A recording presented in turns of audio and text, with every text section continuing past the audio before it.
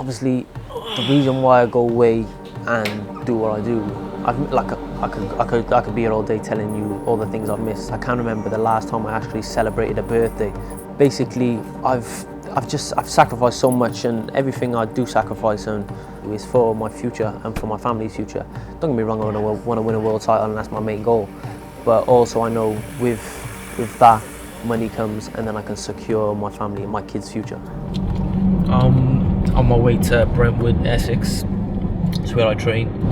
Yeah, it's a long old drive, put it that way. But I got to remind myself what I'm doing it for.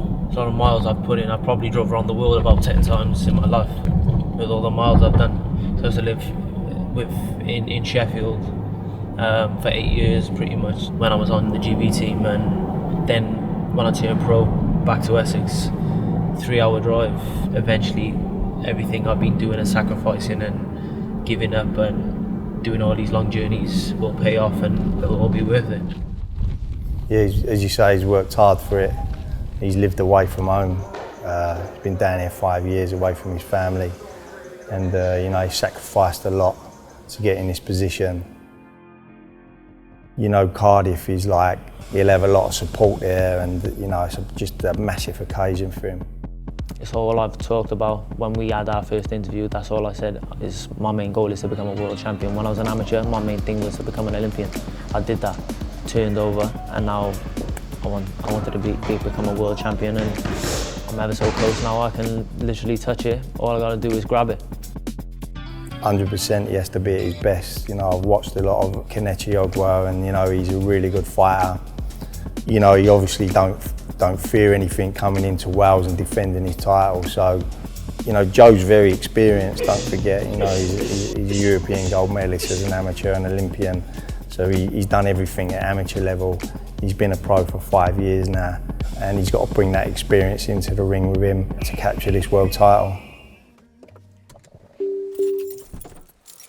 My mum and my father give me everything I wanted growing up to keep me away from, I'm from quite a rough area. There's a lot of mischief goes on there. My brother, for instance, was in jail for most of my life. I want to make my mum, my dad and my family proud, because they sacrificed so much and gave me so much to try and keep me away from that lifestyle and give me a head start in life and becoming a professional athlete and everything else.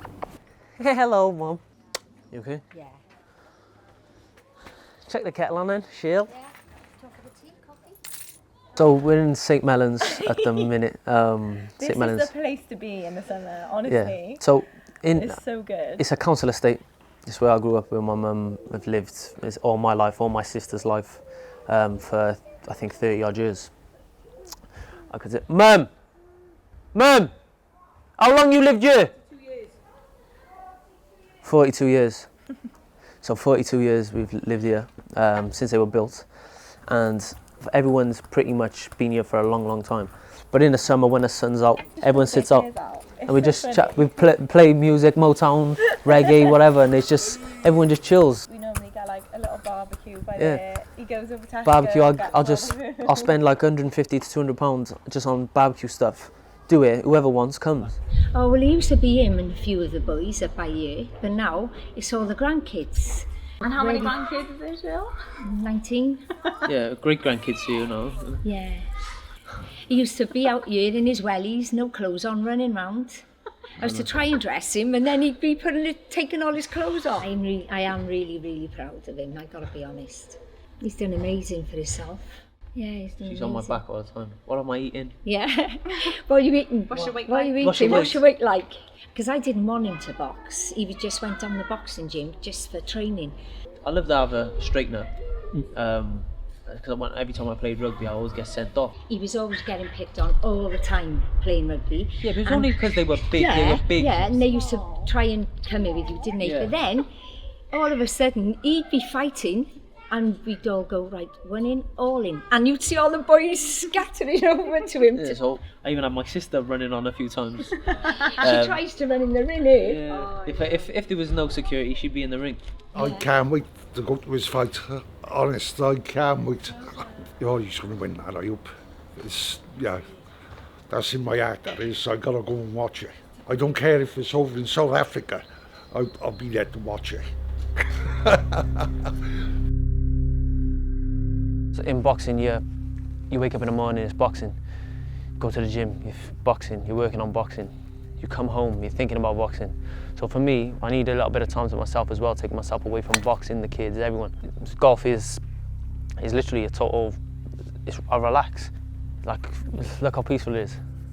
Obviously you have the crack with the boys now and again, but it's so peaceful. Don't drink and drive, eh? In fairness, he's one of them. He could have picked bowls and he'd be in the Olympics playing bowls. He's just a prick. He's just good at everything. He really is. Tell the truth. Apart from golf, he's shit at golf. other than golf. Yeah. I'd beat you in badminton. Yeah, obviously. 11-0, I done him. Yeah, you done me. Yeah. But it's only because you're big and you're slamming it. or I make him run, like a bit of skill involved. But Peachy, don't even go there, bro. so badminton's the only sport he's not the best at, to be honest. Yeah. It'll be a kg fight for a bit, and that totally depends on how I want it to go. I can make it kg.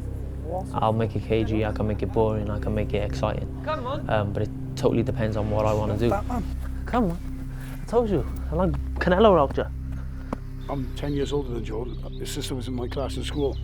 I'd be on my way to town and he'd be running past a taxi. And we'd all say, the boys in the taxi, look at the difference, boys.